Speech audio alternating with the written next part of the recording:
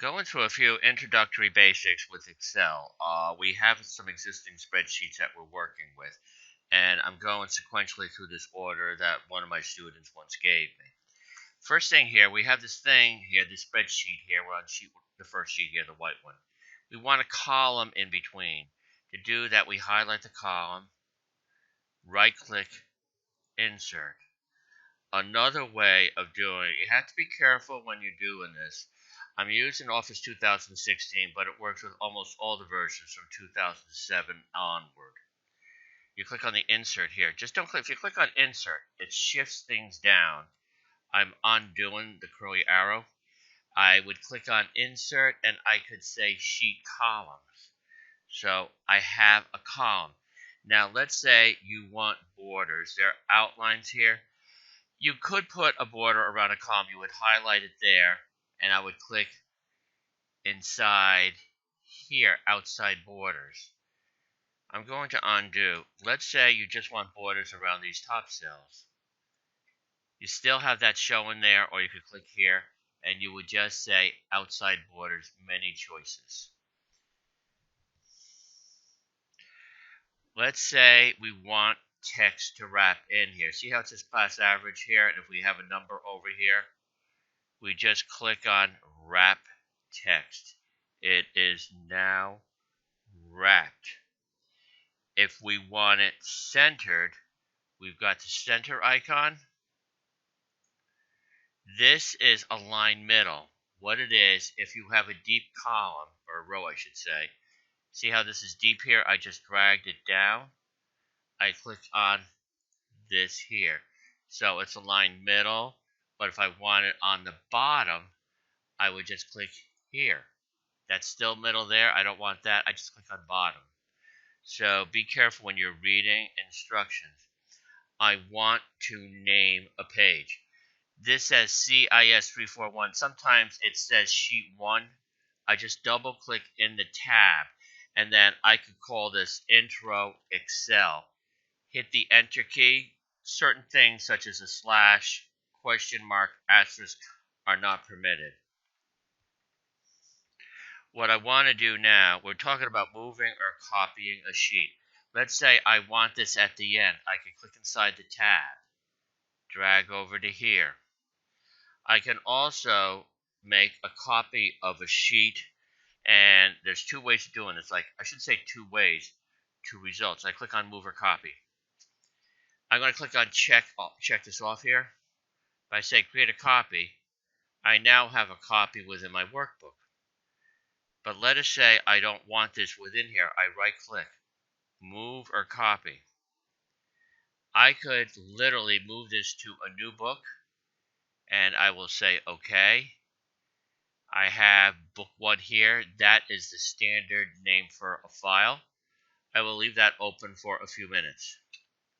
I just go back into the other spreadsheet. It has been moved out of there. Now, let's say this sheet has been done. I'm going to go into here. I want to protect the sheet. I don't want anybody to do any data entry. And for example, these grades have been done here. I don't want somebody to change this to 65. All you do now, you want to protect the sheet. I click on the tab called Review. You have Protect Sheet, Protect Workbook. If I protect the workbook, all 4 sheets will be restricted. I am going to click on Protect Sheet. You can put a password in here. If you type it in, remember it. Otherwise, you are doomed. I say OK. Now, if I want to change this to a 65, I cannot do it. So that was step number 6. I'm going to go to the next step here. To do this, I have to unprotect the sheet. So I'm on Review, unprotect sheet. Now I can edit here. What I want to do, I want to insert columns and rows. We did a column before. If I want to put a row in between here, again, I could just right-click. First, click inside the 4 here. Right-click, insert. That has been inserted. I want to insert a cell in between here, which I would never really do. And I'm going to click on the Home tab. If I just click on Insert, it pulled things down. I'm just going to undo. Insert cells. That's the default. Or I could just say Shift Cells Right. You have different options. Look at what you're doing. You could also add a sheet this way too. If I say Insert Sheet, I now have a blank sheet. Last one here. I want to find the last cell here. I'm going to talk about this. You're in this thing here. When you're in Excel, I'm giving you round numbers, about 1,000 columns, 1,000,000 rows. If I'm within a data set here, and if I hit the end, then the down arrow key quickly, it takes you to the next cell, the cell above a blank one. Now if I hit the end, I want to get to the very bottom, end down arrow. I'm now in row 104, 1,048. If I hit the end right arrow, that takes me into the complete southeast corner where I'm in XFD. And rather than scrolling for the next 20 minutes, the keyboard shortcut to go to the very beginning, you hold down Control and Home together. I am back in cell A1.